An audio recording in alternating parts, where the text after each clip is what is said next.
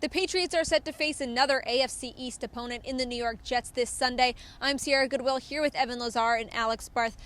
We know the Dolphins and the Jets both are in a great place right now in this time of the season, and obviously it was a complete domination against the Dolphins for the Patriots. But the Jets are in a very similar situation where they don't really have it all figured out. So compared to the Dolphins, just how bad are the Jets right now? The Jets are much better than the Dolphins. Now, I'm not going to sit here and say that the Jets are this great team that's going to go on and make the playoffs or make any kind of noise this season. But just the roster talent on the Jets, there's at least 4 or 5 Jets that I could name that you don't pick a Dolphins player before, right? You know, like right. Jamal Adams, Le'Veon Bell, Leonard Williams, Quinnen Williams when he's healthy. I really like Henry Anderson as well. C.J. Mosley, obviously. You know, there's a lot of more talent, a lot more brand names on this Jets team than the Dolphins team. And if the Jets had their quarterback in Sam Darnold, which we'll get to, then things would be a lot different in this matchup, or maybe a little bit different. I don't want to say they're a lot different, but certainly a little bit different. The Jets went out and they spent a lot of money in the offseason on a lot of these big-ticket free agents, and they have some talent. That being said, like you mentioned, they don't have Sam Darnold. They're down to their third quarterback. Their offensive line has been a mess. And the other big thing, and you always have to look at this with Patriots opponents, is coaching. Even after what we saw last week. Adam Gase had a pretty good record against the Patriots. Against the Patriots, but he has not looked good since taking over with the down Jets. In Miami, obviously that's been the house of horrors. Gase has been the coach the last couple of years there that has beaten them down in Miami. On a whole, not necessarily specifically matching up with the Patriots, but on a whole, I still might take Flores over Gase right now. Adam Gase, just outside of beating the Patriots a couple times, one of them on that fluke play last year, he hasn't really shown me that much. So you look at a bad offensive line, and the guys seem to be quitting already. Jamal Adams had that press conference yesterday where he just seemed super depressed. Players have been getting benched by Gase left and right, and it's sending the wrong mood throughout the team.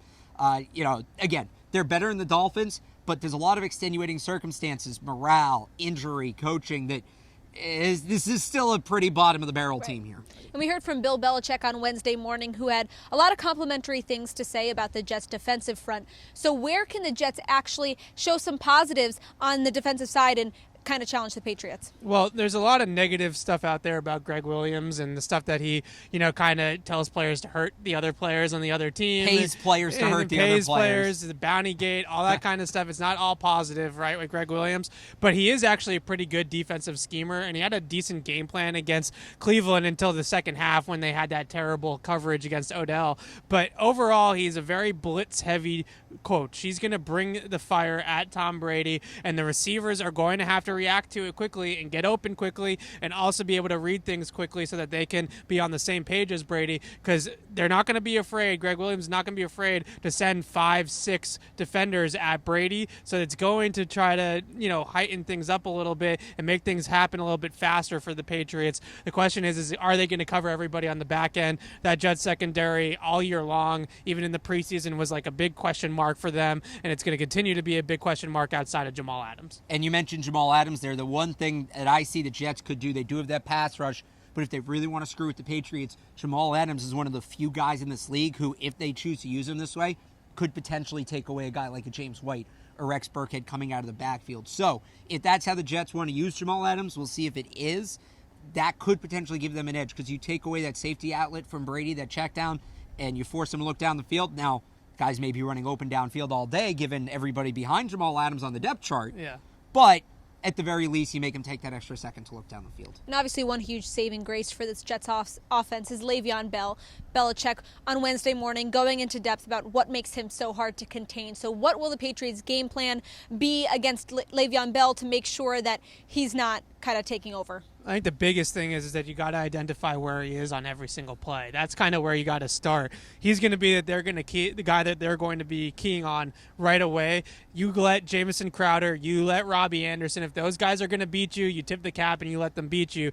Le'Veon's going to be the guy that they have to know. Everybody on the defense has to know where he is. I think the biggest thing with Le'Veon as a running back too is that he's so patient, and every single cutback lane is always open, available to him because of that patience. So everybody's got to be very disciplined. They got to stay. Gap integrity is going to be really important in this game, and you don't want to overextend yourself, because he'll cut right back, and he's easily can cut on a dime at 225 pounds. That's what makes him so good, and he's got that vision and patience between the tackles. On the flip side of that, we talked about how bad that offensive line has been.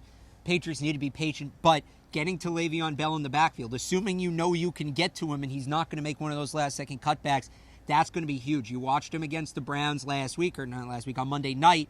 He got going a bit slowly. It took him a while to get into the game, which is true sometimes for these bigger backs. They like to wear the defense down. Yeah. So if you can stop him early, if you can get him in the backfield early, make that patience a negative, take away those cutback lanes, then later in the game when he finally has you chipped away, if you can build a lead, the Jets won't be in a position to run the ball. He becomes a non-factor. So get to him early in the backfield and then get an early lead so the Jets are forced to throw the ball later in the game when Le'Veon Bell normally gets going. I assume on passing downs, too, that they probably treat him just as a wide receiver. Right. I'm sure we're going to see a lot of Patrick Chung or maybe just a corner on him altogether. Maybe John Jones actually draws that matchup. I don't think that they're going to treat him like a normal running back or they're sending a Kyle Van Noy or a Dante Hightower or Jamie Collins to go match him up one-on-one. This FOXBORO report is brought to you by our exclusive sports betting partners at betonline.ag. Head to their website, enter promo code CLNS50 to receive your 50% welcome bonus. For all of our Patriots content, head to our website at clnsmedia.com and subscribe to our YouTube channel at CLNS Media.